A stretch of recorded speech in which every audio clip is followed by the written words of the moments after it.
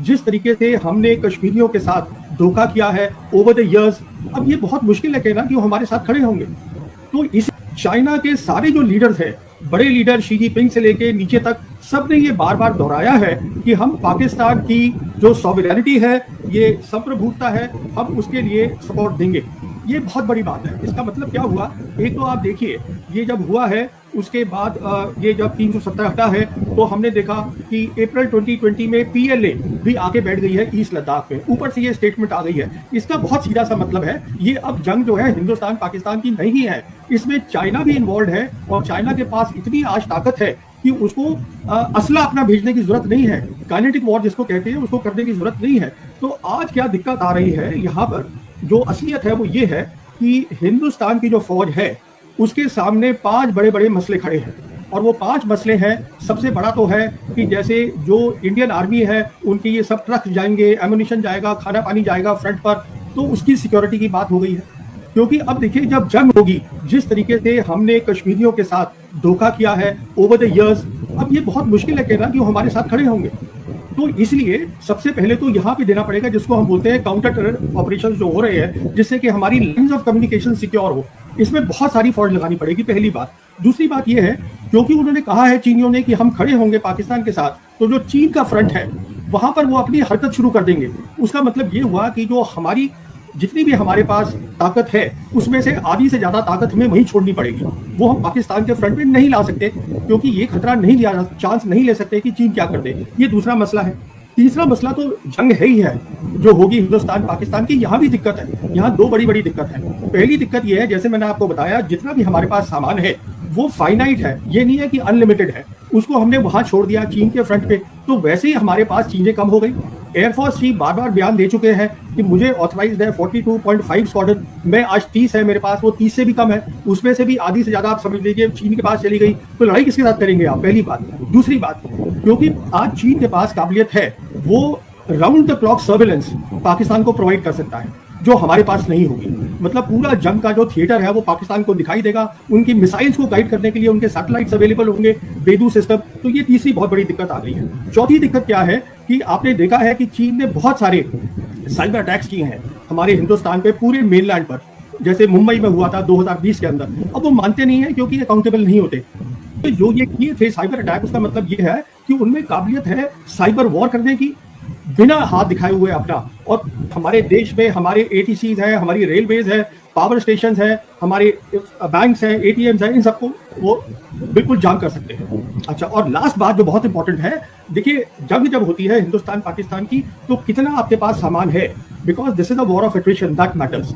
इसलिए जरूरी चीज ये होती है कि उनके पास जरिया है आज कि रेगुलर सप्लाई आती रहेगी चीन से, हमारे पास नहीं है। आर्मी चीफ का ये जो दौरा है, इस टाइमिंग में आप इस दौरे को कैसे देख रहे हैं, जब पाकिस्तान और भारत के दरमियान हाल ही में एक जंग हुई है और अब फिर भारत से जिस तरह की स्टेटमेंट्स आ रही हैं, लग ये रहा है कि एक और जंग जो है वो इस खित्ते पे किसी भी वक्त मुसल्लत की जा सकती है। लेकिन आपको याद होगा कि जब फील्ड मार्शल गए अमेरिका तो लोगों ने काफी चहमगोइयां की। वापसी पे उन्होंने और बड़े अहम मुल्कों का दौरा किया, जिसमें फार ईस्ट भी शामिल था और बाकी जो और भी ममालिक थे। और अब आखिर में चीन में आए हैं। तो शुरू में हमारा भी ख्याल था कि शायद पहले चाइना जाना चाहिए था, लेकिन अब जब हाइंडसाइट में हम देखते हैं तो हमें ये अंदाजा हुआ कि असल में वो चीन को इन्फॉर्म करके ही गए जहाँ भी गए, और भी वापस आके ओवरऑल मेरा ख्याल है समरी उन्होंने बताई होगी जो भी है। क्योंकि चीन के साथ हमारी दोस्ती जो है वो अभी शकूक को शुबहात से बालातर है, उसमें कोई शक शुबे की गुंजाइश नहीं है। बाकी हम जो मर्जी बैलेंस आउट करने की कोशिश करते रहे, ठीक है, साफ ज़ाहिर और बहुत सारे फैक्टर्स होते हैं कि आपके बाकी मुल्कों से भी बना के रखना पड़ता है। लेकिन मेरा अपना ख्याल ये है, जो मैं देख रहा हूँ, असेसमेंट मेरी ये है कि हमारी लीडरशिप, स्पेशली मिलिट्री लीडरशिप जो है, वो अच्छी तरह इस बात को जानती है कि China is the most reliable friend और China is the most important friend. और इसलिए उनका ये दौरा बहुत अहम भी है, और साफ ज़ाहिर जब अहम है तो फिर हमारे दुश्मनों को तो इसके ऊपर परेशानी होनी है। भारत से हम ये देख रहे हैं कि मुसलसल मतलब चीखें हमें सुनाई दे रही हैं गोदी मीडिया पर, वो मुसलसल ये कोशिश कर रहे हैं कि किसी ना किसी तरह ये साबित कर दें कि ये दौरा कामयाब नहीं है, ये नाकाम दौरा है। तो यकीनी तौर पर ये तो एक स्टैम्प है ना, अगर भारत से चीखें तो ये दौरा कामयाब है। लेकिन सर स्पेसिफिकली अगर हम बात करें, ये जो रीसेंट कॉन्फ्लिक्ट था पाकिस्तान और भारत के दरमियान, और उसमें पाकिस्तान ने चीनी टेक्नोलॉजी का भी इस्तेमाल किया, उसके बाद चाइनीज जो टेक्नोलॉजी है दुनिया ने देखा भी कि वो किस तरीके से कामयाबी से पाकिस्तान ने उसको इस्तेमाल किया। अभी ये जो अगली एक और जंग का खतरा मंडला रहा है, आप समझते हैं कि इस दौरे में इन तमाम चीजों के ऊपर डिस्कशन हुई होगी? जी पहली बात तो ये है कि देखें, अगर जो अक्लमंद लोग हैं भारत में, वो जो बातें कर रहे हैं आप भी सुन रहे हैं, हम भी सुन रहे हैं जी वो इस बात पर सब तकरीबन मुत्तफिक हैं कि दो न्यूक्लियर मुल्क जो है आपस में जंगों के जरिए अपने मामला हल नहीं कर सकते और इसके लिए बातचीत जरूरी है। और फिर उनके जो स्ट्रेटेजिस्ट हैं वो ये भी बता रहे हैं कि जैसे आप दूसरे मुल्कों के साथ मिलकर अपनी कार्रवाई करते हैं और प्लानिंग करते हैं, और हम अच्छी तरह जानते हैं कि कौन से मुल्क उनके साथ हैं। अब तो क्लियर हो गया है, क्योंकि इसराइल और ईरान की जंग में ये उधर थे और पाकिस्तान और हिंदुस्तान की जंग में वो इधर थे। ये बात अभी बड़ी क्लियर है। तो बात यह कि हम अपने बिरते पे भी जंग लड़ सकते हैं, लड़ी भी है, आइंदा भी लड़ सकते हैं, लेकिन ये किसी को खुशफहमी गलतफहमी नहीं होनी चाहिए कि हमारे दोस्त नहीं है। हमारे ऐसे ऐसे दोस्त हैं जैसे तुर्की है, सऊदी अरब है, चाइना है, इनको अंदाजा नहीं है कि वो किस किस्म की हम एक दूसरे के साथ हमारे ताल्लुकात हैं। मेरा अपना ख्याल ये है कि ज्यादा ये तो खैर ठीक है कि अगर कोई असले में कमी है वो बात तो जरूर हुई होगी और वो हमारा हक भी है, वो हम करें। ज्यादा जो हमारे पोलिटिकल आपस में कोऑर्डिनेशन है और जो स्ट्रेटेजिक कोऑर्डिनेशन है चाइना और पाकिस्तान की, उस पर बातचीत हुई होगी। मैं पहले भी ये कहता रहा हूँ, देखें कश्मीर जो है ये अब सिर्फ पाकिस्तान, भारत और कश्मीरियों का मसला नहीं है, चाइना भी इसमें एक बड़ा स्टेक होल्डर है। तो अगर आप कश्मीर की जंग की बात करते हैं तो मत भूलें कि चाइना के भी ग्रीवेंसेस हैं हिंदुस्तान के खिलाफ। अभी आपने देखा कि जब हिंदुस्तान ने हमारा पानी रोकने की कोशिश की तो फिर चाइना की तरफ से क्या रिएक्शन आया है। उन्होंने भी एक बहुत बड़ा डैम बनाना शुरू अनाउंस कर दिया।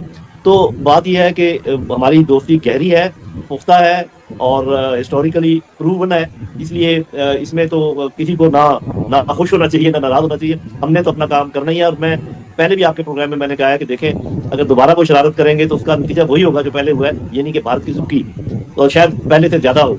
और मैंने आप ही के प्रोग्राम में कहा था जंग से पहले कि हमारे पास ऐसी चीजें हैं जो भारत नहीं जानता। मैं दोबारा आपके प्रोग्राम की वसादत से कह दूं कि आप मजीद ऐसी चीजें हैं जो अब भी वो नहीं जानते, तो बाकी मर्जी है उनकी, जो वो करना चाहे कर लें।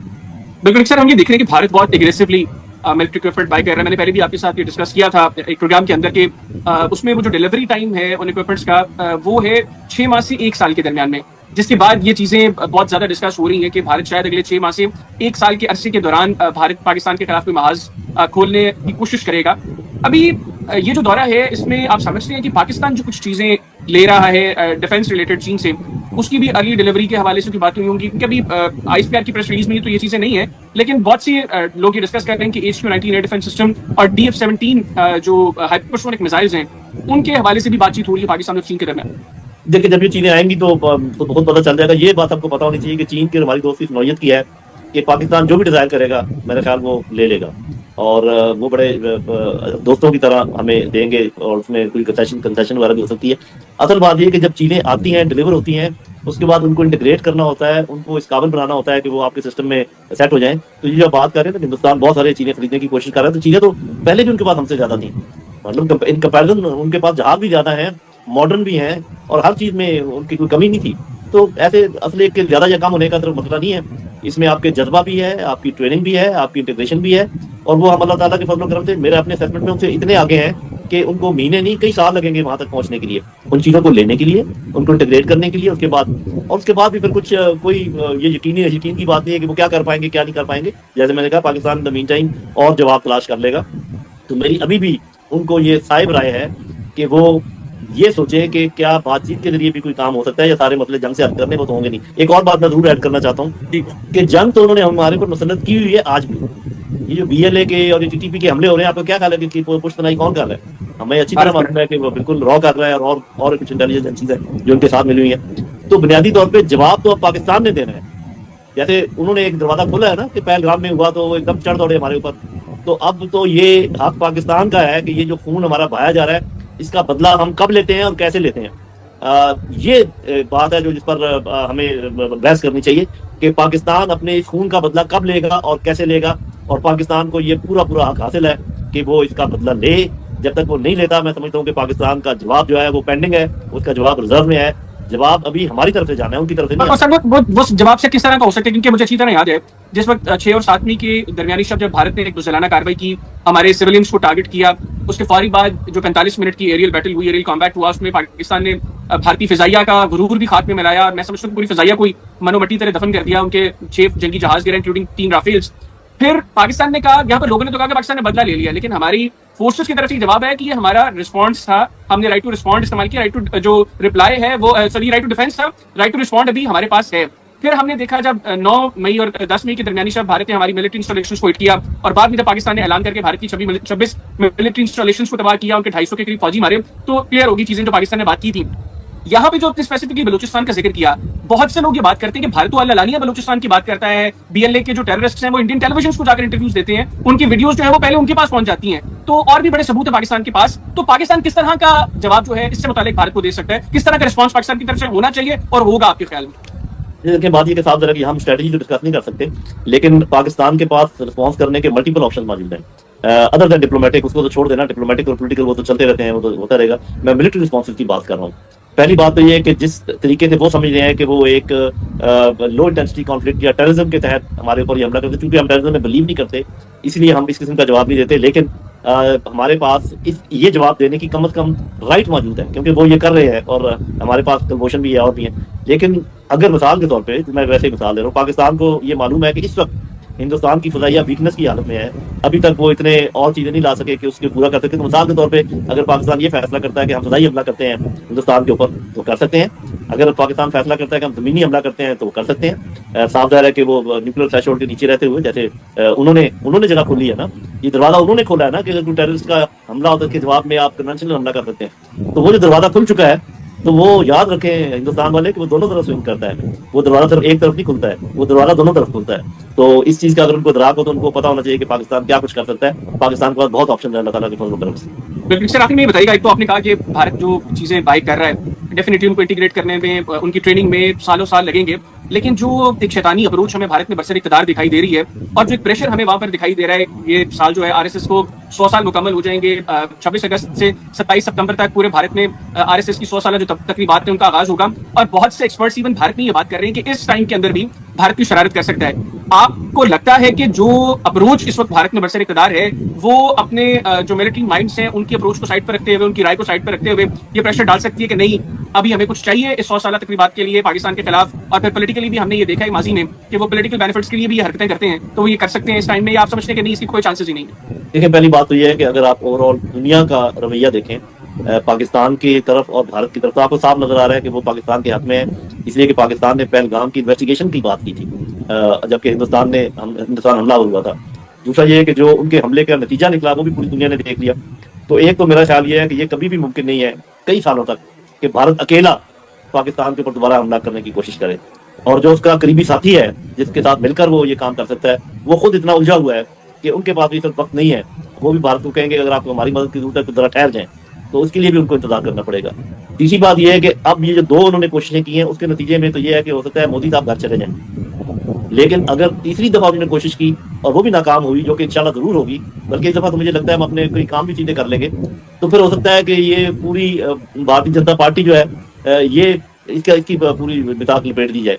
तो वो काम कौन से सीधे हो सकते हैं सर? है जी, वो कौन से काम है जो सीधे हो सकते हैं? वो देखें, एक हमारा पानी का काम है जो अभी पेंडिंग है, कि उन्होंने कहा है कि जी हम पानी रोकेंगे, तो हमने कहा है कि ये जंग का ऐलान है।